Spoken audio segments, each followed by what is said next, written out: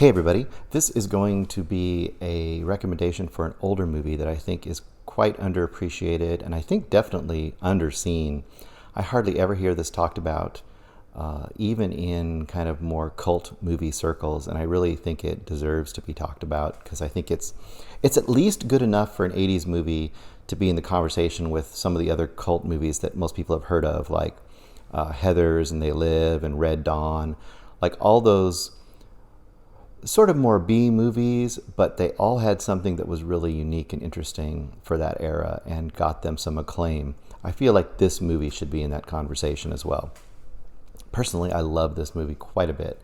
So when it first came out in 1988, and this movie is Miracle Mile, I loved it a lot, and I used to watch it quite a bit through the 90s. I think I had it on VHS at that point. And then I don't think I'd seen it for like the last 20 years. And frankly, I'd almost forgotten about it. There's so many movies coming out that, things just keep rolling along. Well, in our most recent movie Mainline, which is coming out this Monday, Louis Lacow had mentioned the movie After Hours by Martin Scorsese.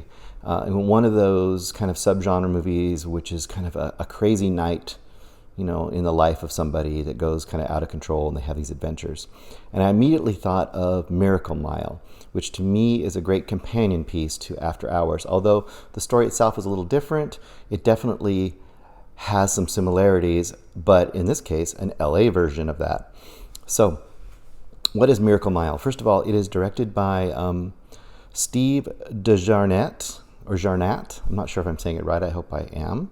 And I looked at his credits, and the only other one that I'm really familiar with is the earlier movie Cherry 2000, which I need to go back and revisit as well. That's kind of a unique movie as well. He also was a writer and been involved in a lot of other things since, but most notably, I think he wrote some X-Files. He wrote Strange Brew. He's done a few things, but to me, this is kind of his shining, at least directorial and writing credit. So, the main stars in this are Anthony Edwards as Harry, and Julie is played by Mare Winningham. Along with them, there's a ton of character actors. This movie is chock full of people that you'll like, I've seen him. Wait, who's that guy? I've seen that person before. You're going to have a bunch of that in here. Kind of a few of them just to mention that you'll see and maybe have seen before. You got Michael T. Williamson. He's been in a million things, including, I think you can see him in Forrest Gump. I think he's in Heat. He's in a bunch of stuff. John Agar, who is a classic old actor, who was in a ton of classic westerns. He plays an old, a father of Mare Winningham's character. Grandfather. I mean, he's a grandfather, I think. And then Denise Crosby, who, of course, was really famous in Pet Sematary, and she was also, of course, in Star Trek The Next Generation, the first season. And then Robert Doqui, I don't know how to say his name, I apologize. And he's been in a ton of things, too. And he kind of plays the old crusty cook at this diner in this show. Okay, basic concept is this. During the opening credits, you see Harry walking around through the La Brea Tar Pits Museum. And Julie is there as well, and it's kind of great. It's kind of your creepy meet cute or meet creep from the 80s, where he's kind of following her around the museum, and he's obviously trying to like charm her, and he just keeps showing up. Like all of a sudden, he's like telling a bunch of kids about an exhibit, which is also very creepy, but to get her attention, and it's just kind of a little montage. But whatever reason, it works, and they end up. And it's during the day, and they end up going on kind of a day-long date, and you see scenes of them doing things and having a great time and connecting. You'll notice this is very, very 80s. I mean, he's wearing this kind of, if I remember correctly, kind of a bright blue or a royal blue suit, and I think he has like a red dress shirt underneath it, or almost a maroon dress shirt, and she's wearing like this purple spandex, I don't know what it is exactly, almost looks like a Flashdance workout, gear, and she's got one of the worst haircuts you've ever seen. It looks just kind of this chopped off, weird buzz cut kind of a thing. So 80s, and there's some pretty cringy voiceover from him. He says something like, At 30 years old, I finally met the woman of my dreams, and that's kind of the setup. They have this day-long date, right? And as they're parting, he doesn't want it to end, and she doesn't want it to end, but she has to go to work at this little diner.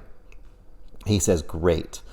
She says, well, I'm not off till midnight. He says, like, hey, I'm up for it if you're up for it. And she says, okay, let's go dance. They basically decide to go dancing at midnight. She says, go home, take a nap, come meet me after work. We'll go have a great time. So he goes home.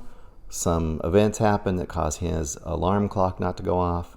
And instead of waking up at midnight, he wakes up at nearly 4 in the morning. It's like 3:55 in the morning. And he rushes to the diner. And of course, she's got home and she's crushed and she thinks she got stood up by this guy. But also, I want to mention, this is kind of a Nerds in Love too, like 80s Nerds in Love. He's kind of a nerdy dude. He's into like old swing music. He plays trombone in a swing band. She takes her grandfather to go see him because the grandfather will enjoy it. So they kind of set it up as two, like that. They're kind of two nerds that have kind of found each other, as opposed to either of them being cool at all. So he shows up at the restaurant, and this is where things change. And I will not spoil it. I will give you just enough information that hopefully will draw you in. While he's at the diner, he decides, like, well, I messed this up. I missed my date with this woman. He talks to her coworker and tries to get her number and stuff. And so he's thinking about how he's going to make it up. He decides to get some food. He's kind of wandering around outside in front of the diner. There's a little clock there going. It's 4 in the morning, almost 4 in the morning. And the payphone rings, and he decides to pick it up. And I won't say what's on the phone call, but let's just say the phone call tells him something is going to happen in about an hour. And this basically starts the clock for the rest of the movie. And essentially, he has an hour to make things happen. He needs to go find Julie, get her, and take her someplace. He needs to basically, that's his goal. And from then on, it's one of those adventures where various characters are encountering him. He's encountering various characters. He's going through trials and tribulations to get there.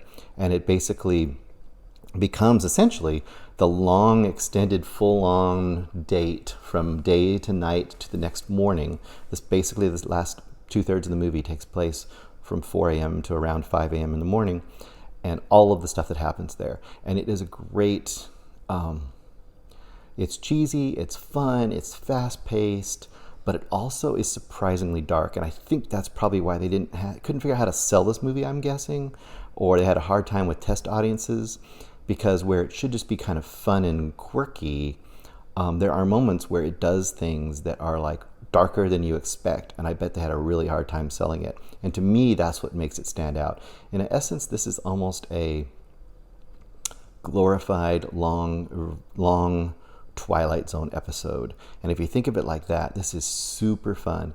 Now, on top of that, I want to really describe the look of the movie is very bright, very colorful, very LA at night in the 80s, and that just adds a ton of charm and coolness to this movie, and the look is beautiful.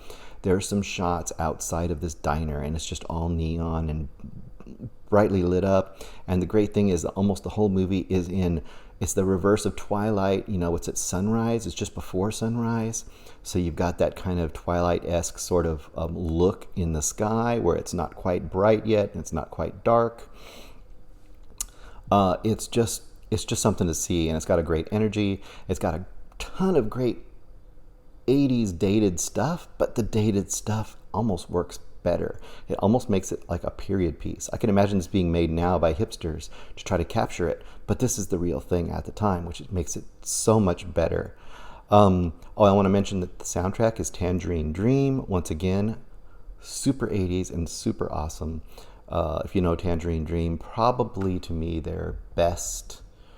Well, I'm trying to think. Vangelis did Blade Runner. Tangerine Dream did, I believe, Risky Business. And Risky Business has a great electronic soundtrack by Tangerine Dream. This is very reminiscent of that and works great here as well. Last but not least, I want to say that the final 15 minutes of this movie are some of the best final moments in an 80s movie ever. And that's saying something. This movie takes its premise and it totally, totally sticks the landing. So I would highly advise going out and checking it out. You can go to Pluto TV, which is free, throw some ads in there, and you can watch this. You can probably pay for it, I'm sure on Amazon or whatever, for a couple bucks. I think it's well worth it. But if not, go to Pluto TV and just watch it for free. They have a really good transfer on there. It's very crisp and very clear. The colors are vibrant. I can't recommend this movie enough for people who are into cult, weird movies from the 80s, movies that should have cult status and are kind of an underseen gem. I can't recommend Miracle Mile enough to those people. And hopefully, if you see it, let me know what you think, because I thought it was fantastic, and I think it holds up after not seeing it for 20 years. Talk to you soon.